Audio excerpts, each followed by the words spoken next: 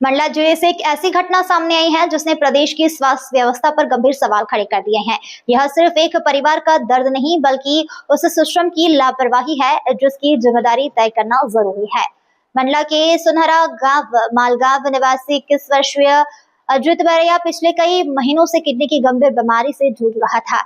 जिला अस्पताल में उनका नियमित डायलिसिस चल रहा था। परिजनों का आरोप है कि समय पर इलाज न मिलने से उनकी हालत बिगड़ी। बुधवार को सांसें उखड़ने पर परिजनों ने 108 एम्बुलेंस को फोन किया। आरोप है कि ऑक्सीजन युक्त एम्बुलेंस करीब 1 घंटे बाद पहुंची। स्टाफ ने डॉक्टर की अनुमति का हवाला देकर रास्ते में ऑक्सीजन लगाने से इनकार कर दिया। मरीज को पहले बमनी सीएचसी ले जाया गया, जहां से उसे जिला अस्पताल रेफर कर दिया गया। परिजनों का यह कहना है कि मंडला पहुंचने से पहले ही एम्बुलेंस का ऑक्सीजन सिलेंडर खाली हो गया। ऑक्सीजन बंद होते ही अजित की सांसें थम गई और उसने जिला अस्पताल पहुंचने से पहले ही अपना दम तोड़ दिया। अब सवाल यह है कि क्या बिना बैकअप सिलेंडर की एम्बुलेंस भेजी गई? क्या रवाना होने से पहले जांच नहीं हुई? मंडला पीएचई मंत्री संपतिया उइके का गृह जिला है। ऐसे में विपक्ष और स्थानीय लोग पूछ रहे हैं कि मंत्री के जिले में ही अगर आपातकालीन सेवाएं फेल है तो जिम्मेदार कौन? मन बढ़िया है सर जी, और मैं सुनहरा माल का रहने वाला हूँ। आज जो है मंडला में मेरे बेटे का डायलिसिस होता था। मैंने आज डायलिसिस सेंटर में फ़ोन लगाया।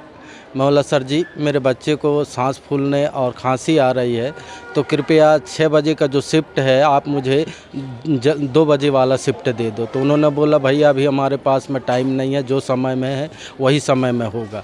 फिर उसके बाद में मैं आधा घंटा पश्चात में मैंने फिर डायलिसिस सेंटर में लगाया, तो डायलिसिस सेंटर में भी एक मैम ने उठाई। मैं बोला बहुत सांस फूल रही है दीदी, उनका 6 बजे शाम का डायलिसिस है, तो मेरे को 2 बजे वाला दे दो क्योंकि उनको बहुत ज़्यादा तकलीफ़ पड़ रही है। फिर बोले भैया हम साहब से पूछ के आपको बताएंगे, लेकिन उन्होंने फ़ोन नहीं लगाया।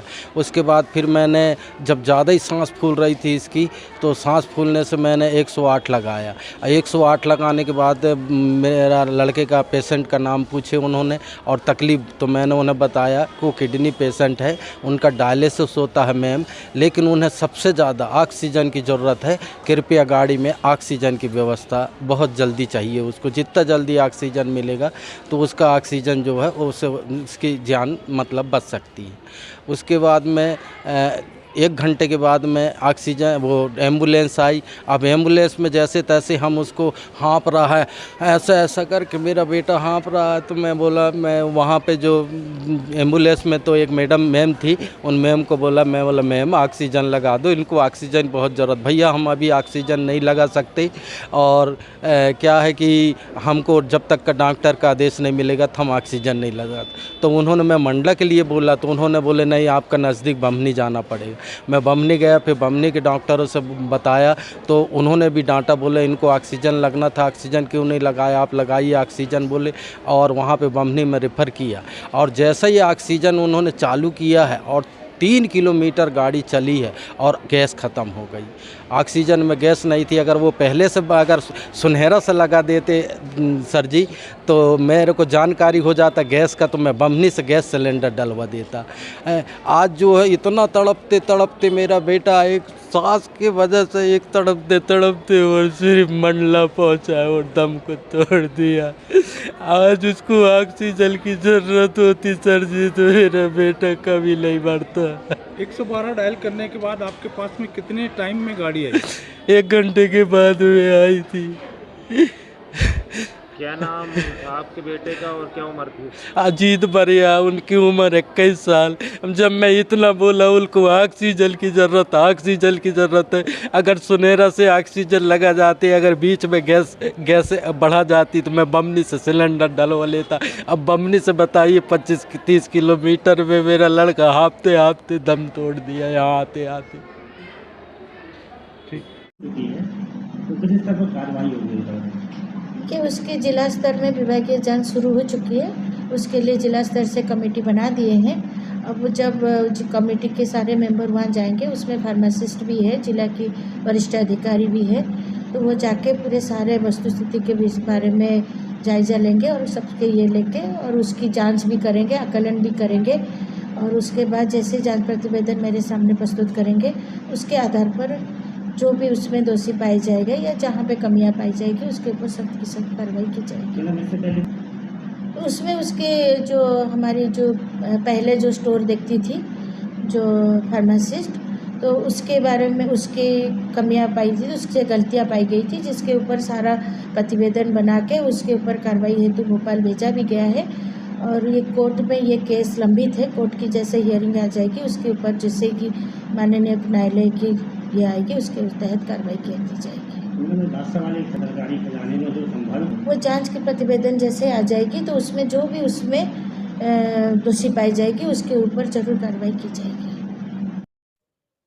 देखिए, 21 वर्षीय बालक जिसका नाम अजीत बरिया है, एम्बुलेंस की लापरवाही के चलते उसका बेसमय जान जा चुकी, जिसको लेकर के आज हम कलेक्टर महोदय से मुलाकात की और लिखित में हमने जो एजेंसी है, जो संचालक है, उसके खिलाफ FIR दर्ज करने की मांग किया है। और कलेक्टर साहब ने आश्वस्त किया है कि निश्चित रूप से हम इसमें FIR कराएंगे। जो संबंधित 108 संचालक है, और हमने ये भी मांग किया है कि इसमें मात्र कर्मचारियों के ऊपर कार्रवाई करके इसका इतिश्री ना हो जाए, क्योंकि एक बेगुनाह बेकसूर का जीवन चला जाना ये कहीं ना कहीं एम्बुलेंस संचालक की लापरवाही आता है। और आश्वस्त किया है और निश्चित रूप से हम भी आश्वस्त हुए हैं कि इस मामले में FIR दर्ज होगी। इसके पहले भी हम मंडला जिले में जो एम्बुलेंस की सुविधा, उन एम्बुलेंस सुविधाओं को लेकर के हमने विधानसभा में भी ये लगाया और भी जिस स्तर पर बैठक हुई है, स्वास्थ्य विभाग का विषय आया है, तब हमने ये एम्बुलेंस की जो गड़बड़ियां हैं जिनको लेकर आए दिन सुर्खियों में चर्चाएं होती हैं, इसको लेकर के समय समय पर हम उठाते रहे हैं। लेकिन आज जिस तरह से ये जो बड़ा हादसा हुआ है, एक नौजवान लड़के की जान चली गई है, इससे प्रशासन हरकत में आई है और इसका जिम्मेदार मैं समझता हूँ स्वास्थ्य विभाग के साथ साथ ये शासन और प्रशासन दोनों की है। भैया तो दिया उसने कांग्रेस इसको इस तरह किसको देख रही है? देखिए, भारतीय जनता पार्टी की सरकार मध्य प्रदेश में लंबे समय से है और जब से भारतीय जनता पार्टी की सरकार, तब से जो है स्वास्थ्य सुविधाएं इतने चरमरा गई हैं कि आज हमारे ग्रामीण क्षेत्रों में अस्पताल तो है लेकिन वहाँ पर डॉक्टर नहीं है, वहाँ पर स्टाफ नहीं है, वहाँ पर दवाइयाँ नहीं है, वहाँ पर मरीजों को यदि एडमिट किया जाता है तो बेड नहीं है। उदाहरण के लिए मैं आपको बता देना चाहता हूँ, आप चाहे अंजनिया चले जाओ, चाहे हमारे ककैया चले जाओ, चाहे आप हमारा घुघरी बिछिया और मवई मोतीनाला क्षेत्र में चले जाइए, जो लगातार हम और हमारे साथी स्वास्थ्य सुविधा को सुलभ कराने के लिए डॉक्टरों की मांग कर रहे हैं, स्टाफ की मांग कर रहे हैं, लेकिन ये सरकार इसमें बिल्कुल नाकाम है, फेल है। अजीत बरिया, देखिए, सबसे पहले तो ये जो अजीत बरिया की जान गई है, ये जान गई है, इसका दोषी कौन है? सबसे पहले तो ये आरोप सिद्ध हो और ये जो एम्बुलेंस संचालक है उसके ऊपर FIR हो, तब जो है कंपनसेशन की मांग हम शासन और प्रशासन दोनों के सामने करेंगे। तो इससे ये जानकारी लगी कि सुनहरा माल से जो पेशेंट थे वो उनका डायलिसिस होता था और डायलिसिस के बाद जब उनके बीच में तबीयत ख़राब हुई तो 108 एम्बुलेंस को उन्होंने कॉल किया, उनके परिजनों ने। तो 108 एम्बुलेंस वो सीधे सुनहरा माल जाते हैं और सुनहरा माल से पेशेंट को उठा के, उनके परिजनों को उठा करके और समीपस्थ अस्पताल बम्हनी में लाए और बम्हनी में ला करके उनका इलाज किए।